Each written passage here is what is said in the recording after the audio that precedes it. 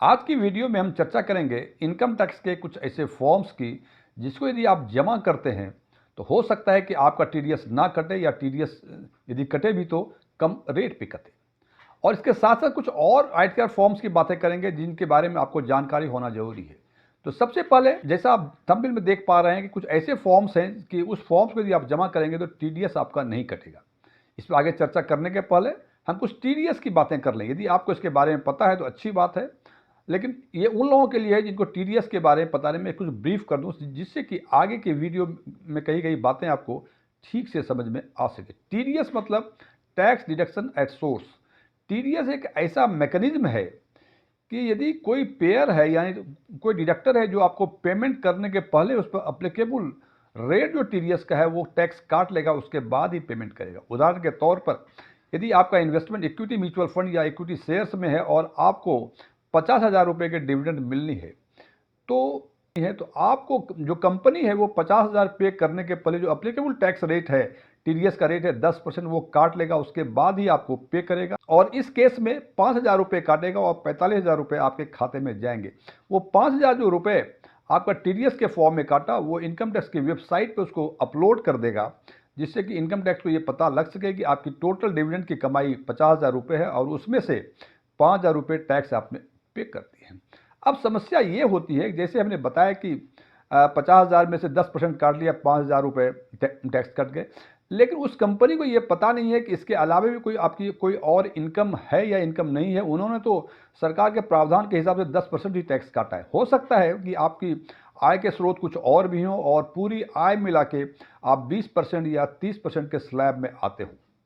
अब समस्या ये होती है कि आपका कटा तो 10%, लेकिन आपको 20 या 30% आपको टैक्स पे करने पड़ेंगे। तो सामान्य तौर पे क्या करते हैं लोग कि इनकम टैक्स रिटर्न जब भरते हैं तो जो डिफरेंस होता है उतना एक्स्ट्रा टैक्स बाद में फिर पे कर देते हैं। लेकिन जरा सरकार ने एक प्रावधान किया हुआ है कि यदि आपकी एस्टिमेटेड टैक्स लायबिलिटी एक वित्तीय वर्ष में 10,000 से अधिक बनती है, मैं एस्टिमेटेड की बातें कर रहा हूँ, यदि एस्टिमेटेड टैक्स लायबिलिटी 10,000 से अधिक बनती है तो उस केस में आपको जरूरी है कि आप पीरियोडिकली जो टैक्स है उसका कुछ परसेंटेज पहले ही जमा करना पड़ेगा। और इस तरह से जो टैक्स जमा करते हैं आप टीडीएस काटने के अलावा उसको कहते हैं एडवांस टैक्स। और एडवांस टैक्स का जो पेमेंट शेड्यूल्ड है उस शेड्यूल के हिसाब से हर वर्ष की 15 जून तक आपको टोटल एस्टिमेटेड टैक्स लायबिलिटी का 15% टैक्स भर देना पड़ेगा।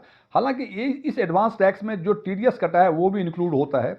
उसके बाद 15 नवंबर है दूसरा इंस्टॉलमेंट, जब आपकी टोटल टैक्स लायबिलिटी का 45% 15 सितंबर तक जमा हो जानी चाहिए। तीसरा इंस्टॉलमेंट है 15 दिसंबर को। 15 दिसंबर तक टोटल एस्टिमेटेड टैक्स लायबिलिटी का 75% आपको जमा कर देना चाहिए। और चौथा जो लास्ट शेड्यूल है, लास्ट इंस्टॉलमेंट है 15 मार्च तक। 15 मार्च तक आपको टोटल टैक्स लायबिलिटी का 100% टैक्स जमा करा देना चाहिए। मैं फिर बता दूं, ये एडवांस टैक्स पेमेंट का शेड्यूल केवल उन्हीं के लिए लागू है जिसकी एस्टिमेटेड टैक्स लायबिलिटी एक वित्तीय वर्ष में 10,000 से एक्सीड करती है।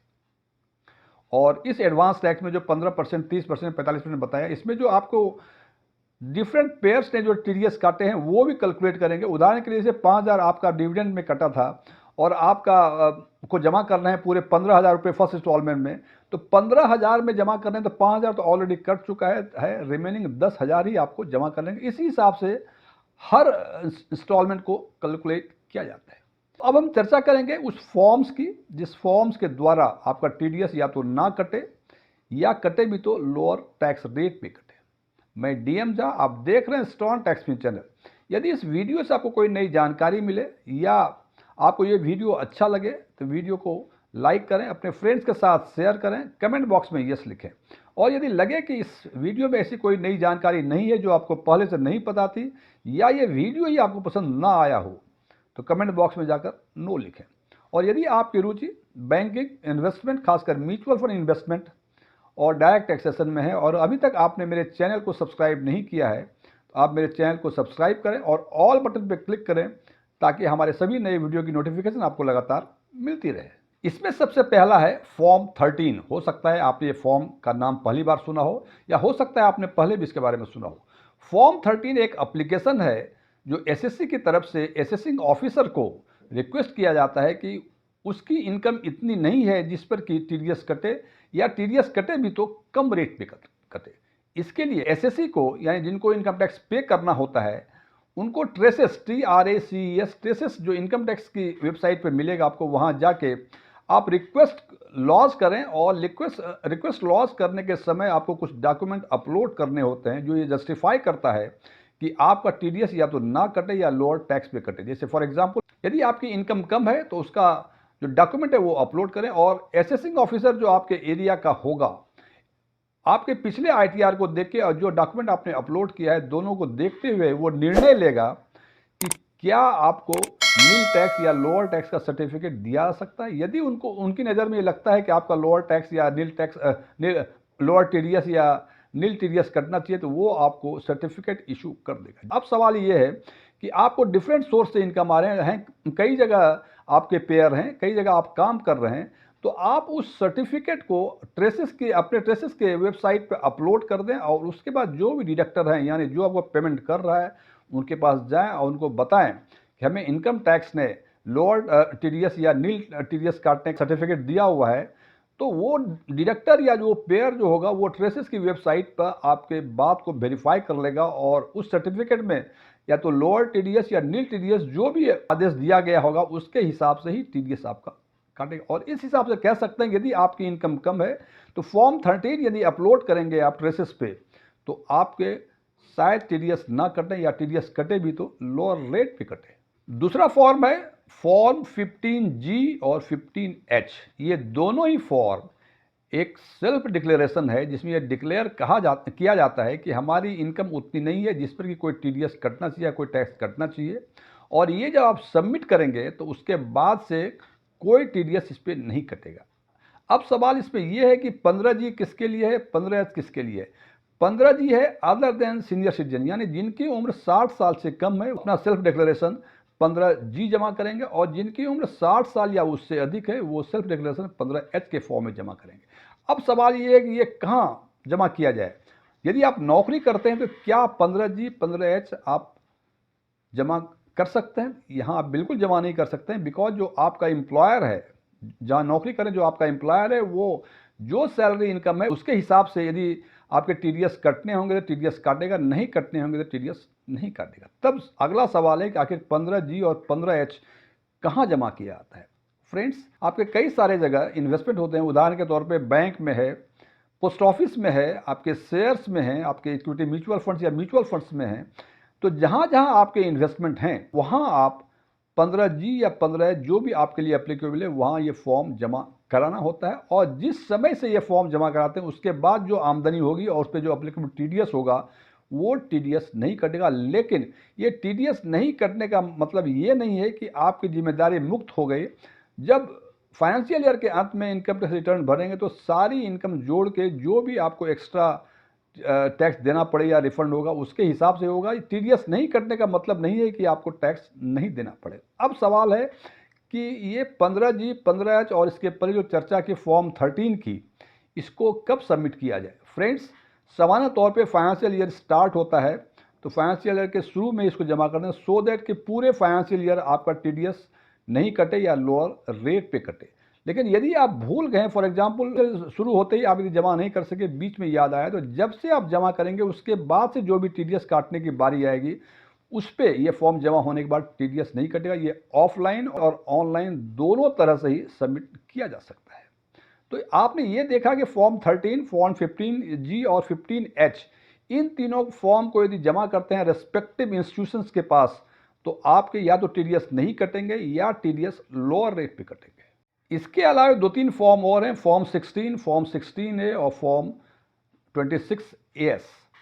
सबसे पहले बात करते हैं फॉर्म 16 और 16A की। ये फॉर्म 16 या 16A दोनों ही टीडीएस सर्टिफिकेट है जो इशू किया जाता है एम्प्लॉयर द्वारा और नॉन एम्प्लॉयर द्वारा। फॉर्म 16 इशू किया जाता है एम्प्लॉयर द्वारा। इसका मतलब सीधे साफ शब्द में, यदि आप नौकरी करते हैं और आपकी मंथली इनकम में से, मंथली सैलरी में से आपका एम्प्लॉयर कुछ टैक्स काटता है, तो आपका एम्प्लॉयर जो है वर्ष के अंत में, जिसकी अंतिम तिथि 31 मई होती है, 31 मई तक आपको पूरे वर्ष का एक सर्टिफिकेट देगा।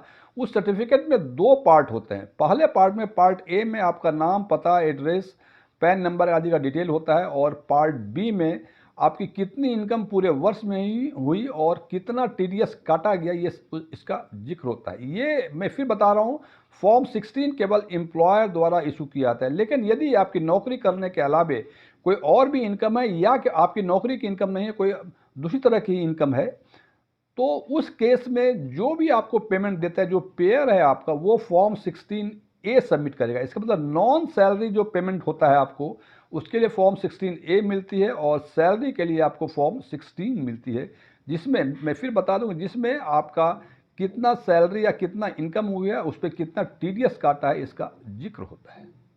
अब तीसरा फॉर्म है फॉर्म 26AS। अब आपने देखा कि आपकी यदि कई जगह से इनकम होती है और हर आदमी आपका, हर पेयर जो है आपका टीडीएस काट रहा है, तो ये सारे जो पेयर्स हैं, जो टैक्स डिडक्टर हैं, वो अपलोड करते हैं इनकम टैक्स डिपार्टमेंट पे आपके पैन का रेफरेंस देते हुए, और 26AS में ये सारे रिफ्लेक्ट होते हैं। ये क्वार्टरली रिफ्लेक्ट होते हैं, तो हर क्वार्टर में जितना आपका इनकम हुआ या जितना आपका टीडीएस काटा गया, डिफरेंट सोर्स ऑफ इनकम से, आप कहीं लेक्चर दे रहे हैं या कुछ और टेक्निकल काम कर रहे हैं, कुछ प्रोफेशनल्स हैं आपके, तो कई जगह से आपके इनकम होते होंगे, तो हर डिडक्टर इनकम टैक्स की वेबसाइट पे इसको अपलोड करता है और फॉर्म 26 में सारे डिडक्शंस के इंफॉर्मेशन कंसोलिडेट होके उसमें दिखते हैं। इसका मतलब यदि 26 यदि साल के अंत में यदि देख लें आप, तो आपको ये समझ में आएगा कि क्या सोर्स ऑफ इनकम है आपका। फॉर एग्जांपल, यदि आप सैलरी, आपको पेंशन मिलता है, जो सैलरी इनकम में ट्रीट होता है, तो आपको पेंशन भी मिलता है। आप कहीं लेक्चर देते हैं, उसके भी कुछ ऑनरेडियम मिलते हैं। आप कुछ टेक्निकल सर्विसेज प्रोवाइड करते हैं, उसके कुछ इनकम होते हैं। तो सारे इनकम और उस पर कटे हुए टीडीएस, सारे डिटेल जो है वो आपको फॉर्म 26AS में दिखेगा। और फॉर्म 26AS देखने के लिए आपको इनकम टैक्स के वेबसाइट पे पैन के थ्रू आपको लॉगिन करना पड़ेगा। वहाँ 26AS का आइकन दिया हुआ है, वहाँ जाके आप देख सकते हैं और जितने पैसे मिले आपको और जितने टैक्स कटे उसको वेरीफाई कर सकते हैं। फॉर्म 26AS से कंपेयर कर सकते हैं कि वो ठीक है कि नहीं। क्योंकि जब आप इनकम टैक्स रिटर्न भरेंगे तो आपको मिला हो कुछ भी, लेकिन वो जो चेक करते हैं वो 26AS में जो इन्फॉर्मेशन है उसी से आपको मैच करते हैं। और यदि इनकम टैक्स रिटर्न में जो इन्फॉर्मेशन दी है वो यदि मिसमैच करता है फॉर्म 26AS से, तो इनकम टैक्स डिपार्टमेंट आपको नोटिस देगा। तो ध्यान रखें, 26AS बीच बीच में जरूर देखते रहें और कंपेयर करते रहें, जितने पैसे आपको मिले या जितना टैक्स कटा वो फॉर्म 26AS में ठीक से रिफ्लेक्ट हुआ है कि नहीं हुआ है। और यदि लगता है रिफ्लेक्ट ठीक से नहीं हुआ है, तो उसमें बाइफर्केशन होता है कि किस डिडक्टर से आपका इन्फॉर्मेशन मिसमैच कर रहा है, उस डिडक्टर को आप रिक्वेस्ट करें कि इसको ठीक करें। अदरवाइज इनकम टैक्स रिटर्न भरने के बाद आपको परेशानियों का सामना करना पड़ सकता है। फ्रेंड्स, ये वीडियो क्लोज होने के पहले बता दूं मैं कि मैं कोई टैक्स कंसल्टेंट नहीं हूं, ना ही मैं कोई सीए हूं। ओपन डोमेन में जो भी इंफॉर्मेशन अवेलेबल है उसके बेसिस पे मैं आम लोगों के लिए आम वीडियो बनाया करता हूं। ये मेरे विचार थे, मेरे विचारों से सहमत होना कोई जरूरी नहीं है। यदि आप मेरे विचारों से सहमत हैं तो कमेंट बॉक्स में जाके एग्रीड लिखें, और यदि मेरे विचारों से सहमत नहीं हैं तो नॉट एग्रीड लिखें। लेकिन नॉट एग्रीड के साथ आप असहमति का कारण जरूर लिखें, जिससे कि आने वाले वीडियो में मैं इसमें कुछ सुधार कर सकूं। Thank you.